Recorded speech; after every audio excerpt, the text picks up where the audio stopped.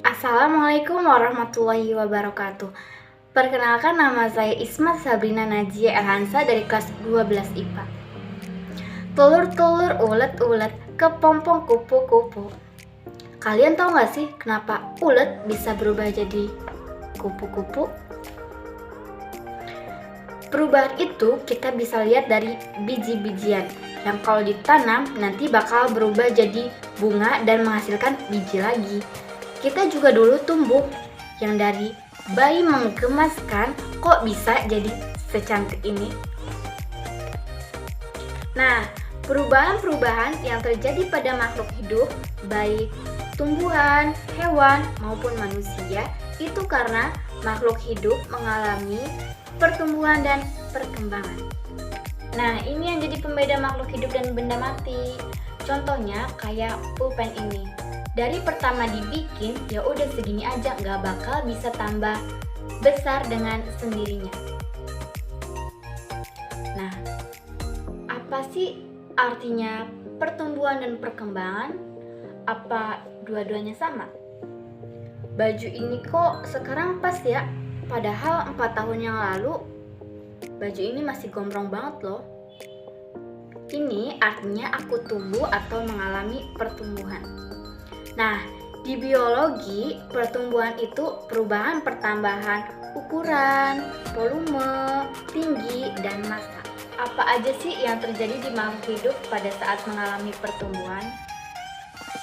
Waktu makhluk hidup itu tumbuh, sel-sel di tubuhnya jadi makin banyak.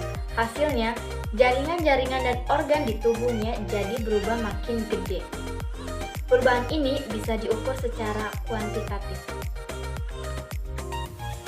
Pertumbuhan pada makhluk hidup itu bersifat irreversibel, artinya tidak dapat kembali seperti semula. Nih kayak kita sekarang contohnya, gak bakal bisa balik seperti bayi kembali. Perkembangan itu apa ya? Bukannya pertumbuhan dan perkembangan itu sama-sama nambah besar kan? Di biologi dua kata ini berbeda arti loh.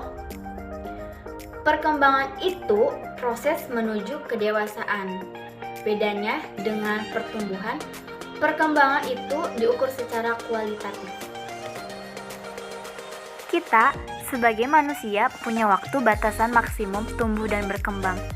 Rata-rata cuma sampai 25 tahun. Umumnya makhluk lain mempunyai batasan maksimum tumbuh dan berkembang.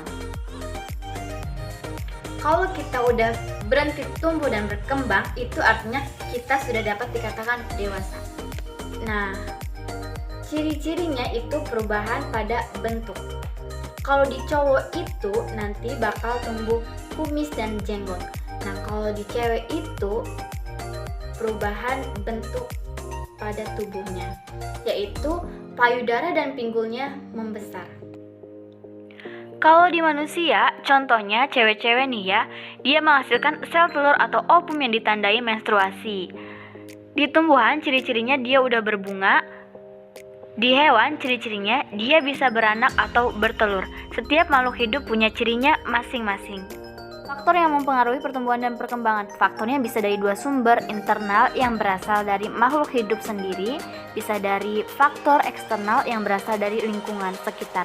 Faktor internal itu ada dua, gen dan hormon.